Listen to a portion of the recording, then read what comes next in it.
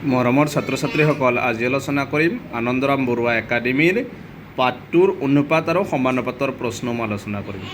প্ৰথমে আৰম্ভ কৰিম অনুশীলনী 2ৰ এৰ 1 নম্বৰ প্ৰশ্নৰ পৰা। 1 নম্বৰ প্ৰশ্নটো দিছে তলৰ ৰাশিবোৰৰ অনুপাত নিৰ্ণয় কৰা। তাৰমানে আমি তলৰ ৰাশিকেইটাৰ অনুপাত নিৰ্ণয় কৰিব লাগে। ইয়াত 5টা কুৱেশ্যন দিয়া আছে, চাবা এইকেইটাৰ আমি অনুপাত নিৰ্ণয় কৰিব লাগিব। প্ৰথম কুৱেশ্যনটো দিছে 1 নম্বৰত 300 গ্ৰাম, 4 কিলোগ্ৰাম। এটা গ্ৰামত দিয়া আছে, এটা কিলোগ্ৰামত। গতিকে এইটোৰ আমি অনুপাত কেনেকৈ ওলাব লাগে চাবা। প্ৰথম প্ৰশ্ন দিছে 300 গ্ৰাম, 4 কিলোগ্ৰাম। এক্সাৰচাইজ 2ৰ। গতিকে এনেকৈ 1 নম্বৰটো লিখি লৈছোঁ। প্ৰথম ৰাশি দিয়া আছে আমাক 300 গ্ৰাম আৰু দ্বিতীয় ৰাশি দিয়া আছে 4 কিলোগ্ৰাম। দ্বিতীয় ৰাশি আছে 4 কিলোগ্ৰাম। এটা গ্ৰামত আছে, এটা কিলোগ্ৰামত আছে। এইটো তোমালোকে মনত ৰাখিবা। এই দুয়োটা একক একে বনাই ল'ম। যদি আমি এই কিলোগ্ৰামটো আমি গ্ৰামলৈ নিম, তোমালোকে জানা 1 কিলোগ্ৰামত কিমান গ্ৰাম? 1000 গ্ৰাম। গতিকে 4 কিলোগ্ৰামত কিমান গ্ৰাম হ'ব? গতিকে 4 কিলোগ্ৰামত কিমান হ'ব? 4 লগত 1000 পূৰণ কৰিলে 4000 গ্ৰাম। গতিকে আমি ইয়াত চাব, ওপৰতো গ্ৰামত নিছোঁ, তলতো গ্ৰামত নিছোঁ।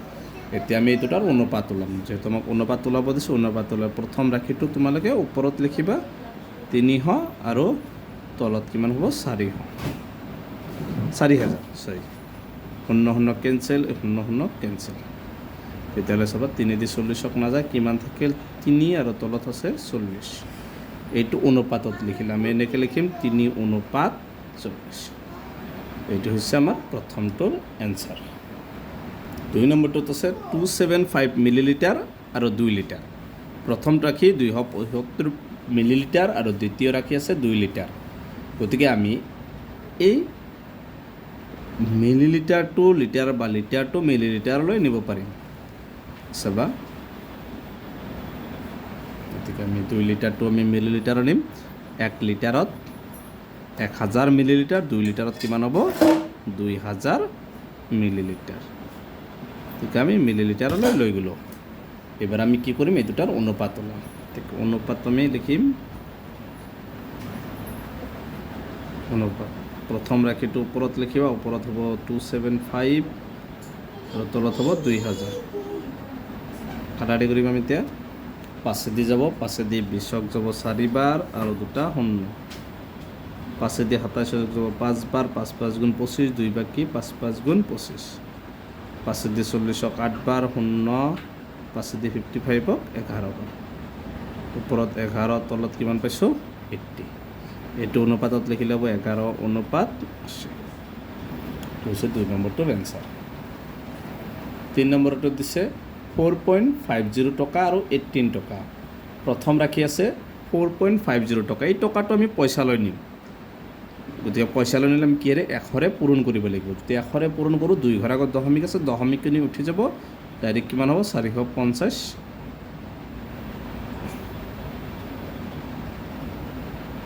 450 পইচা। আৰু 18 টকাটো আমি যদি দ্বিতীয় ৰাশিটো আমাক 18 টকা দি আছে, 18 টকাটো পইচালৈ নিলে আমি 18 লগত কিমান পূৰণ কৰিম? 100। 100ত 0 কেইটা আছে? 2টা। মানে 2টা 0 দিলেই হ'ব, পূৰণ কৰি দেখাব নালাগে। তেতিয়া আমি লিখিম অনুপাতটো।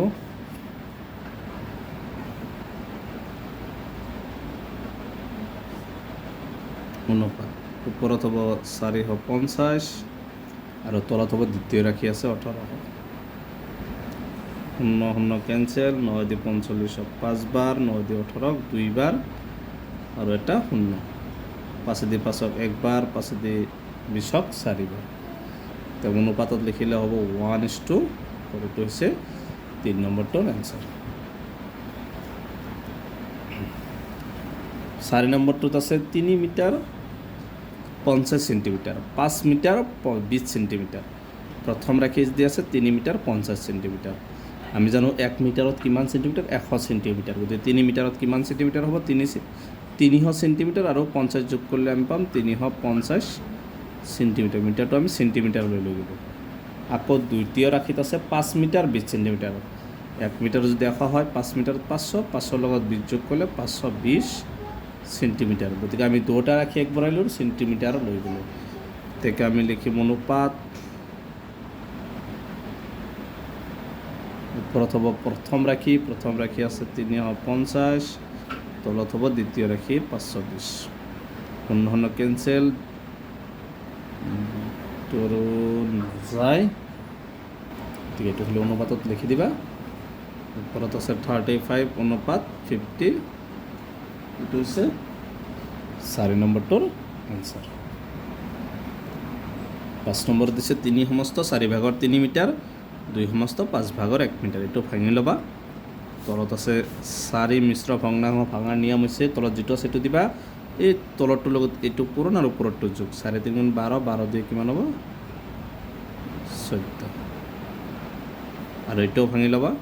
তলত আছে 5, দ্বিতীয় ৰাশি 2 সমস্ত 5 ভাগৰ 1 মিটাৰ, তলত আছে 5, 5 2 গুণ 10, 10 1 11, গতিকে এইটো অলপ সৰুকৈ ল'ব পাৰি আমি এনেকৈ, যিহেতু কাটা দি যাব 12, এইটো ভুল হৈছে 4 3 12, 12 3 কিমান হ'ব 15 হ'ব, 15।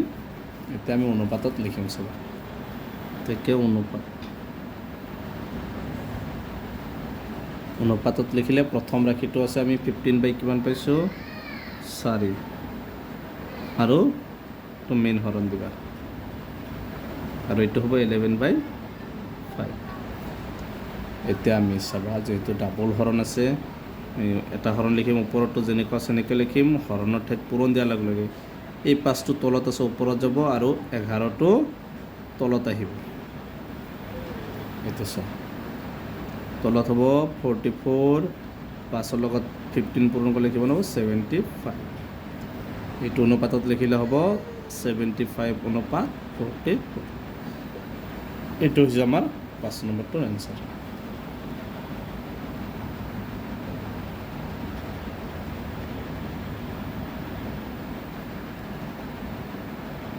দুই নম্বৰ অনুপাতবোৰ সৰল কৰা।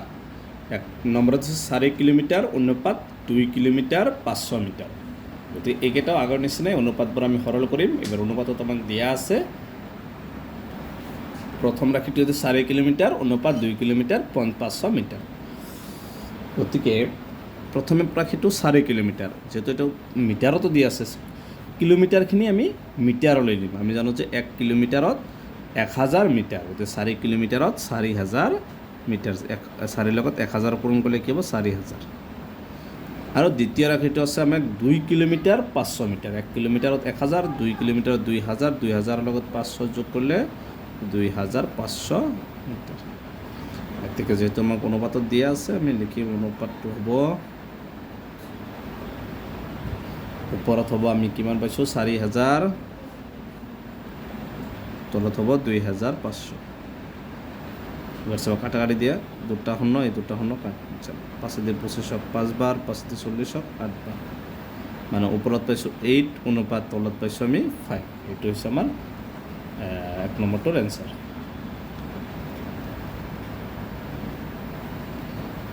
2 নম্বৰ 3 ঘণ্টা 40 মিনিট অনুপাত 2 ঘণ্টা 10 মিনিট। প্ৰথম ৰাশিটো আছে 3 ঘণ্টা 40 মিনিট, গতিকে আমি এটা মিনিট আছে এটা ঘণ্টা, গতিকে ঘণ্টাটো আমি মিনিটলৈ নিম।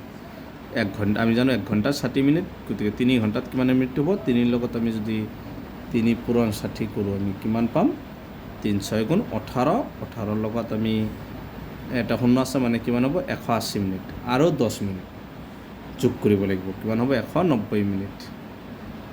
3 ঘণ্টা 40 মিনিট, 40 মিনিট 3 ঘণ্টাত হয় 180 মিনিট, আৰু 40 যোগ কৰিলে কিমান হ'ব 40 যোগ কৰিলে হ'ব 8 4 12, 220 মিনিট। ইয়াত আমি লিখিব পাৰিম 220 মিনিট, মিনিট লিখি দাও, নহ'লে মিটাৰ বুলি ভাবিবা। এইবাৰ দ্বিতীয় ৰাশিত আছে 2 ঘণ্টা 10 মিনিট, 1 ঘণ্টাত 60 হ'লে 2 ঘণ্টাত 120, 120ৰ লগত 10 যোগ কৰিলে 130।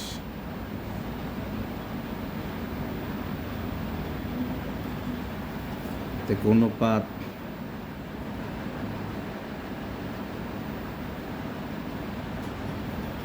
অনুপাতত লিখিলে প্ৰথম আছে কিমান 220, তলত হ'ব কিমান 130,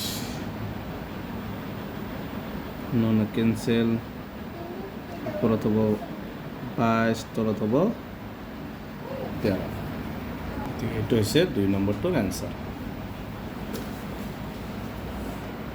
3 নম্বৰত আছে 1/2:1/3:1/4 প্ৰথমে তোমালোকে কি কৰিবা এই তলৰ কেইটা লসাগু ওলাই ল'বা তলত কি আছে আমাক দিয়া আছে তলত 2 3 আৰু 4 কেইটা লসাগু ওলাই ল'ম এই দুটা 2 এৰে হৰণ যাব 2 দি 2 যাব একবাৰ 3 নাযায় 2 দি 4 দুইবাৰ আৰু নাযায় গোটেইটা মৌলিক সংখ্যা 2 3 গুণ 6 6 2 গুণ 12 গতিকে আমি লসাগুটো কিমান পাইছোঁ 12 পাইছোঁ গতিকে কি কৰিবা তোমালোকে এই 1/2 লগতো লসাগুটো পূৰণ কৰিবা কিমান লসাগু পাইছোঁ 12 অনুপাত 1/3 লগতো কি কৰিবা 12টো পূৰণ কৰিবা অনুপাত 1/4 লগতো কি কৰিবা 12টো পূৰণ কৰিবা তাৰমানে গোটেইকেইটা অনুপাতৰ লগত এই 12 সংখ্যাটো পূৰণ কৰি দিবা 2 দি 12 যাব 6 বাৰ 6 1 গুণ 6 ইমান পাইছোঁ 6 অনুপাত 3 দি 12 যাব 4 বাৰ 4 1 গুণ 4 অনুপাত 4 দি 12 যাব 3 বাৰ 3 1 গুণ 3 এনচাৰটো হ'ব 6 অনুপাত 4 4 অনুপাত 3